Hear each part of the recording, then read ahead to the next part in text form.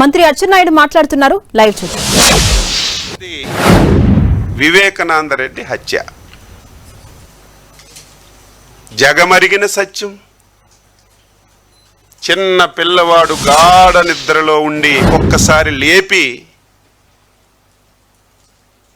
వివేకానంద రెడ్డి ఎలాగ చనిపోయాడంటే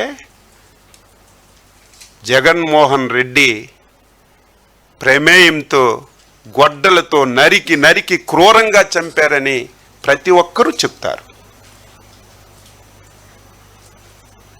అంతెందుకు, ఇది నేను చెప్పవలసిన అవసరం లేదు, మాకు నువ్వు ఆన్సర్ చేయవలసిన అవసరమే లేదు. సాక్షాత్తు నీ బాబాయి కూతురు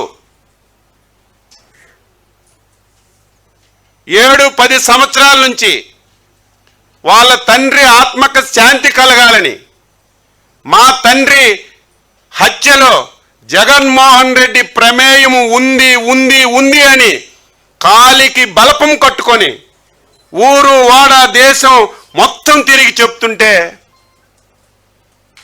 ఆవిడ అడిగినటువంటి ప్రశ్నలకు నువ్వు సమాధానం చెప్పు, మాకు చెప్పవలసిన అవసరం లేదు.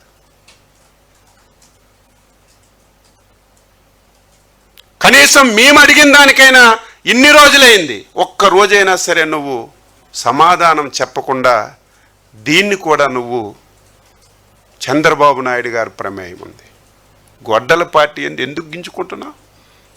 గొడ్డల పార్టీ కాదా?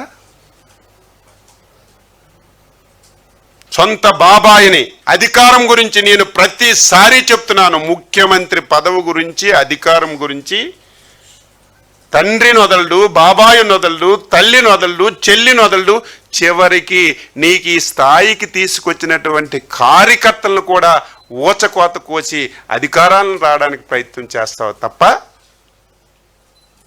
నీకు ఇంకొక ఆలోచనే ఉండదని చెప్పి తెలియజేస్తున్నాను.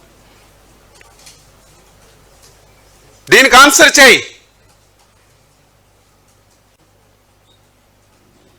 ఈరోజు ఏది చూసుకున్నా సరే ఇందులో మీకు ఒక ఉదాహరణ, సాక్షులు ఉన్నారు.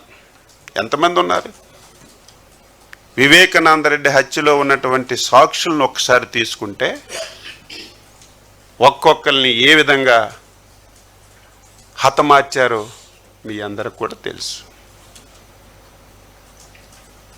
ఆయన ఒక్క నైజం, పదవి లేకపోతే అన్నీ చేస్తాడు విమర్శలు.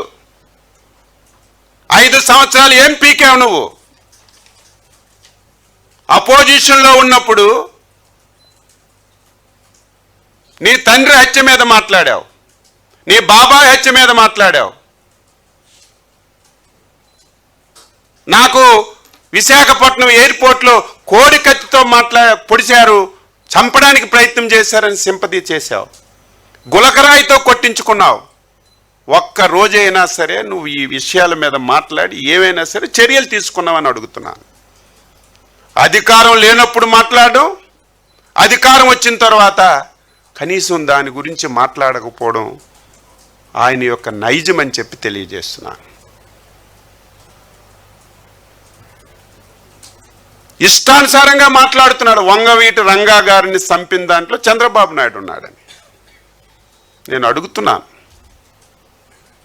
ఆన్సర్ చేయి. ప్రథమ ముద్దాయి కొడుకు, ప్రథమ ముద్దాయి చనిపోయాడు, కొడుకు ఎక్కడున్నాడు? ఏ పార్టీలో ఉన్నాడు?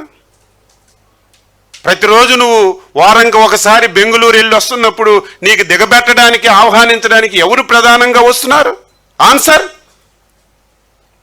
అంటే ఏది పడితే అది మాట్లాడతామంటే ప్రజలు విశ్వసిస్తారా, నమ్ముతారని చెప్పి నేను అడుగుతున్నాను.